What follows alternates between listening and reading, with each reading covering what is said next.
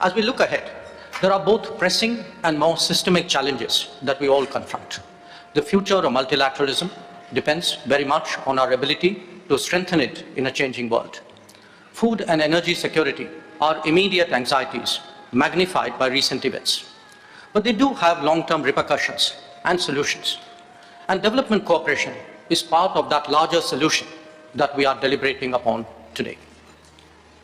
Colleagues, the current global architecture is in its 8th decade. The number of members of the United Nations has quadrupled in this period. It neither reflects today's politics, economics, demographics, or aspirations. Since 2005, we have heard sentiments for reform being expressed at the highest level. But as we all know, these have not materialized. The reasons are no secret either. The longer we put it off, the more the credibility of multilateralism stands eroded. Global decision-making must be democratized if it has to have a future. Our agenda for today's discussions include the challenges of food, fertilizer, and fuel security. These are truly make or break issues for developing countries. We heard their concerns directly in January this year through the Voice of Global South Summit. Such issues should not be relegated to the periphery of the international discourse. They are, in fact, crucial to the global economy and must be treated as such. Indeed, we urge that they be central to any decision-making. Along with that, the world must also strive for more reliable and resilient supply chains. Recent experience has underlined the risks of being dependent on limited geographies. Excellencies, all of us, individually and collectively, have an obligation to contribute to international growth and prosperity. They are implemented through sustainable partnerships and goodwill initiatives. On its part, India has undertaken development projects in 78 countries and has actively encouraged exchanges and capability building. During the COVID pandemic, we made a conscious effort at contributing to global solutions, even while looking after our own. Today's situation demands that we continue to live up to our international responsibilities. The G20 must be sensitive to the priorities and economic concerns of all our partners, especially those more vulnerable. We must ensure demand-driven and sustainable development cooperation based on country ownership and transparency. Respect for sovereignty and territorial integrity are essential guiding principles for such cooperation. Excellencies, as G20 foreign ministers, we can send a collective message affirming our determination to address the complex challenges that we face at this. We will begin this meeting with a special message from Prime Minister Narendra Modi. India's G20 presidency's preparations and approach are driven very much by his vision. I request your attention to the video message on the screen. Foreign ministers, head of international organizations, excellencies, I welcome you to India for the G20 foreign ministers meeting. India has selected the theme of One Earth, One Family, One Future for its G20 presidency. It signals the need for unity of purpose and unity of action. I hope that your meeting today will reflect the spirit of coming together for achieving common and concrete objectives.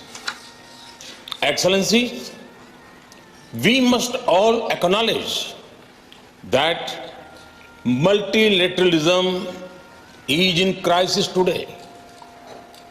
The architecture of global governance created after the Second World War was to serve two functions. First, to prevent future wars by balancing competing interests. Second, to foster international cooperation on issues of common interests. The experience of the last few years, financial crisis, climate change, pandemic, terrorism, and wars clearly shows that global governance has failed in both its mandates.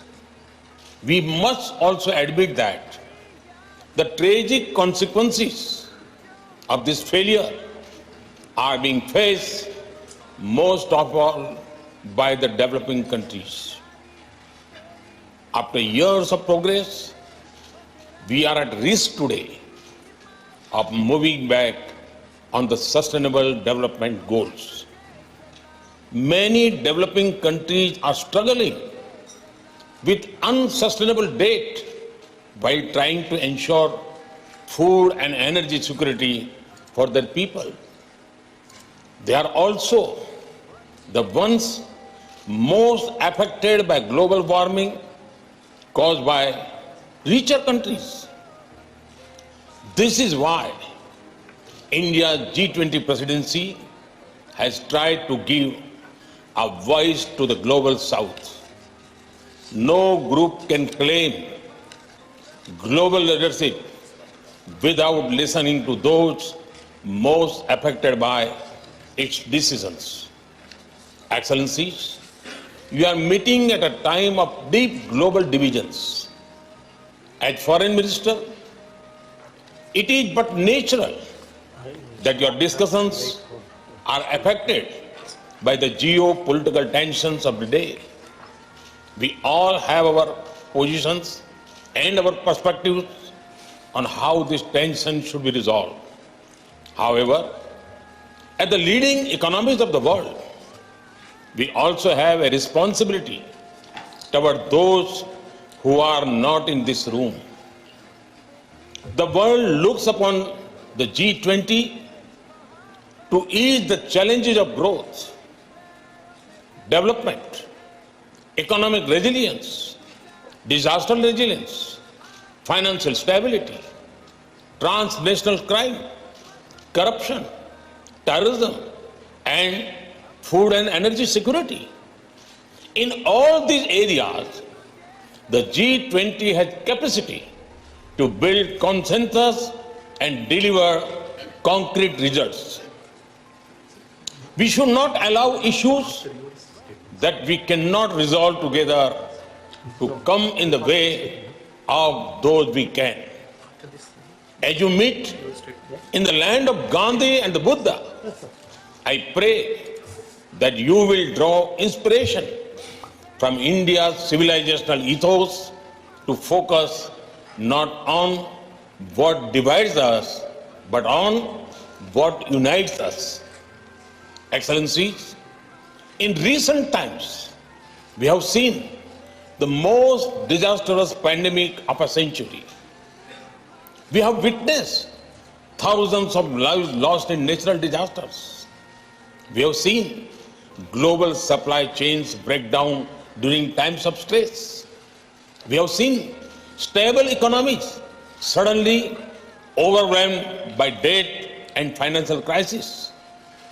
These experiences clearly show the need for resilience in our societies, in our economies, in our healthcare systems, and in our infrastructure. The G20 has a critical role to play in finding the right balance between growth and efficiency on one hand and resilience on the other. We can reach this balance more easily by working together. That is why your meeting is important. I have full trust in your collective wisdom and ability. I am sure that today's meeting will be ambitious, inclusive, action-oriented, and will rise above differences. I thank you and wish you all the best for a productive meeting.